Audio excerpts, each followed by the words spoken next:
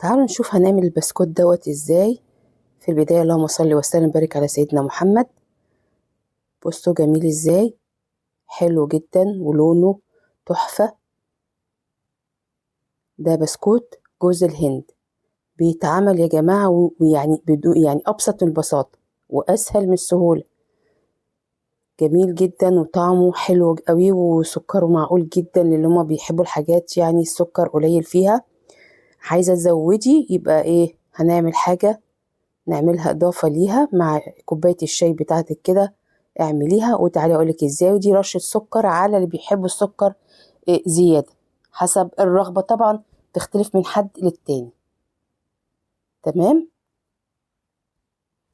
جميل جدا وحلو ومقرمش، وبرضه في نفس الوقت يعني في شوية سوفت كده من جوه، مش ناشف قوي يعني، مش مقرمش قوي او يعني، لا حلو قوي بين البنين كده. تعالوا يلا نعمله ازاي. يلا معانا هنا، انا هعمل هنا مقدارين، عليها كوباية سكر وكوباية لبن. هندوب والفانيليا، هنضيف فانيليا معانا برضو. هندوب السكر بالمضرب كده اليدوي على قد ما تقدري. شوية فانيليا معانا. تمام، وقلبي. هنا مش هنستخدم لا سمنة ولا زبدة ولا بيض ولا أي حاجة، يعني هو بسيط جدا وسهل. كل اللي محتاجينه شوية جوز هند. تمام، وهنا معانا كوباية زيت على المقدار بتاعنا.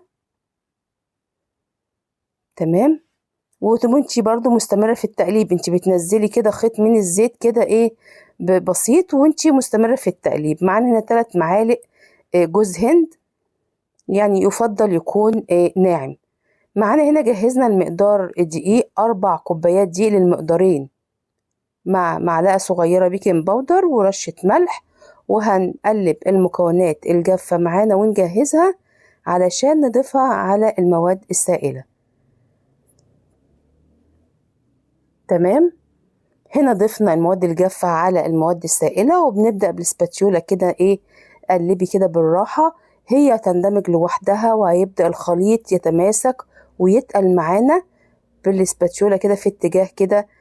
احنا مش بنعجن، احنا بنقلب المكونات مع بعضها عشان البسكوتة بتاعتك ما تعضمش. تمام، وتنشف معاكي وتبقى يابسة. تقلبي كده بظهر السباتيولا وتدوبي الدقيق. انتي الخليط ده مش هيتماسك السمك اللي هو، لا ده هيبقى برضو ملزق شوية كده حلوين. وهنشوف ازاي. اي كده معلقة كده بمعيار عشان يبقى تحاولي البسكوتة تبقى قد بعضها، وتكوريها وتحطي فيها في جوز هند، يفضل يكون خشن او وسط. وهنا يعني حتى بحاول احط على الوش اهو، لان هي بتلزق شوية، فبحط الجوز الهند على الوش عشان ما تلزقش وانا بشغالة فيها. جميلة جدا. ومش عايزة اقول لكم انا يعني انت تعملي المقدار كده وانت واقفة في غمضة عين، والله يا جماعة بجد. بصي اهو، تكوري في جوز الهند على طول، مش بتاخد اي وقت معاكي. جربيها كده وقولي لي رأيك فيها ايه، ولايك وشير معايا يا حبايبي. يلا عشان الفيديو يوصل لأكبر عدد معانا والكل يشوفه ويستفيد. سهل جدا وبسيط جدا. انا بحب اضاعف الكمية في الحاجات دي، لان عشان انتوا عارفين الجو محتاج الحاجات دي بصراحة، وربنا يستر علينا على اخر الشتاء. تمام، حلو جدا. لا وبعدين الشتاء بقى جاي، ويعني معاه كده رمضان، ربنا يعود علينا وعليكم بالخير والبركات يا رب، على الأمة الإسلامية كلها بإذن الله.